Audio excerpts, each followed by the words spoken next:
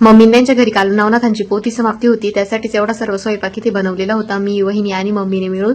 तर मग इथे खीर, खिचडी भात, त्यानंतर हरभऱ्याची आमटी, परत मेथीची भाजी, घेवडा, डाळ, कढी असं सर्व स्वयंपाक नवनाथांच्या पोथी समाप्तीसाठी बनवावा लागतो. त्यानंतर इथे ना पीठ पण मळलेलं होतं, पोळ्या बाकी होत्या आणि ना त्याच्या आधी वहिनी इकडे भजी तळत होत्या, कुरडई पापडी वगैरे सगळं तळून घेतलं होतं त्यांनी. त्यानंतर हे कार्टून आहे ना इथे बघा कसं जिन्यावरती चढत होतं, त्याला वाटलं मला कोणीच नाही बघत, पण आम्ही खिडकीतून त्याला बघितलं होतं. त्यानंतर हे जे वडे आहे ना, उडदाचे वडे, ज्याला काही लोक मेंदू वडे पण म्हणतात, आणि ह्या वड्यांचं आहे ना खूप महत्व आहे नवनाथांच्या पोथीच्या पारायणामध्ये. तर मग ते त्या पोथीमध्ये पण सांगितलेलं आहे, मग हे पण बनवावे लागतं आणि हे मेन असतं. त्यानंतर भाऊ कंपनीतून आलेला होता, मग त्यांनी पण फ्रेश होऊन घेतला, आंघोळ वगैरे करून घेतली, मग तो पण पारायण वाचायला बसला.